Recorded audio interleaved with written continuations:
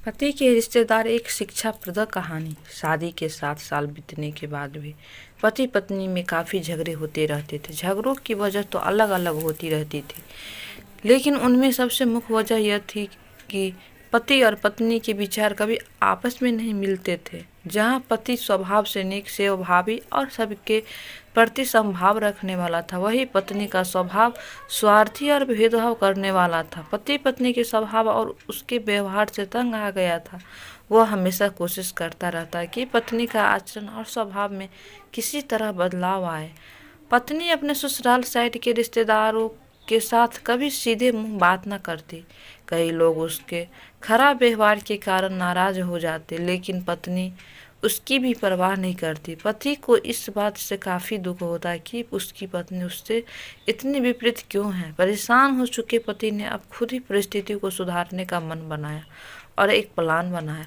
अगले दिन पति ने पत्नी से कहा, सुनो कमला, मैं सोच रहा था कि मम्मी पापा, भाई बहन और उनके बच्चों को घर पर इनवाइट कर लेता हूँ। काफ़ी समय हो गया उनसे मिले हुए, इसी बहाने उनसे मिल भी लेंगे और उनके साथ थोड़ा समय बिताने के लिए भी मिल जाएगा। तुम क्या कहती हो? पत्नी के चेहरे से साफ दिख रहा था कि इसे ये आइडिया पसंद नहीं आया, लेकिन उसने पति का मन रखने के लिए हाँ कह दिया।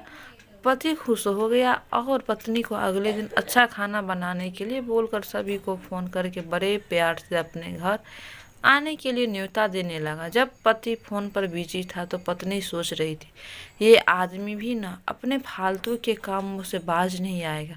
क्या ज़रूरत है सबको घर पर बुलाने की? सब मेरे घर आएंगे और राजाओं की तरह ऑर्डर करेंगे और मैं दासी की तरह उसकी सेवा करूंगी। नहीं नहीं, मैं ऐसा नहीं होने दूंगी। अच्छा खाना तो क्या, इन्हें सादा खाना भी नसीब नहीं होने दूंगी। देखती हो कितनी देर टिकते हैं ये लोग मेरे घर। अगले दिन सुबह पति काफ़ी खुश था। जब सिर्फ 2 ही घंटे बचे थे सभी मेहमानों को आने के लिए, पति ने अपनी पत्नी से पूछा, अच्छा बताओ तो सही, आज सबको खाने में क्या स्पेशल खिलाने वाली हो?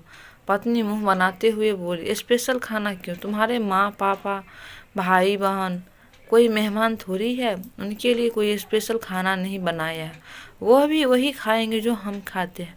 आज घर में सिर्फ दाल चावल बना है, क्योंकि और कुछ बनाने के लिए सामान ही नहीं था।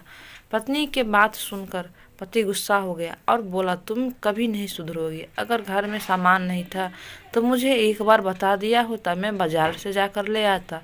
लेकिन कुछ ढंग का तो खाना बना लेती। अब सिर्फ 1 घंटा बचा और सभी आने वाले हैं, मैं क्या मुंह दिखाऊंगा उनको? तुम ही रहो यहाँ, मैं तो जा रहा हूँ। उनके जाने के बाद वापस आऊँगा, कहकर पति घर के बाहर चला गया। पत्नी को तब तक पति की बातों का कुछ फर्क नहीं पड़ा था, जब तक मेहमान घर पर नहीं आ गए। और जैसे ही सब मेहमान घर पर आए तो पत्नी के होश उड़ गए, क्योंकि भाई बहन, माँ बाप और बच्चे वह उसके पति के सदैव वाले नहीं बल्कि खुद उसी के थे। यानी कि पति ने अपने माँ बाप को नहीं अपना समझा और तुमने कभी मेरे परिवार वालों को अपना नहीं माना। और मैं जानता हूँ कि तुमने यह सोचकर कि मेरी मम्मी पापा और भाई बहन आने वाले हैं, जानबूझकर घटिया खाना बनाया। अब तुमने जो किया उसे तुम ही खुद भोगो। मुझे पता है कि तुमने मुझे इसलिए फ़ोन किया होगा ताकि बाहर से खाना मंगवा सके, लेकिन मैं ऐसा नहीं करूँगा ताकि तुम्हें तुम्हारे किए की सज़ा मिल सके।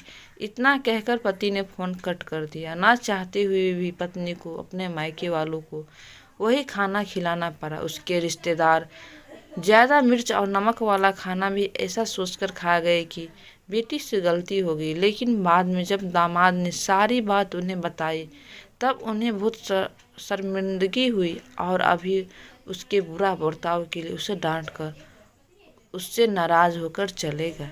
दोस्तों, अच्छे रिश्ते बनाए जाते हैं प्यार और अच्छे व्यवहार से। सिर्फ खून के रिश्ते अच्छे नहीं होते। इसलिए दोस्तों, आपको ये कहानी पढ़ने के लिए बहुत बहुत धन्यवाद।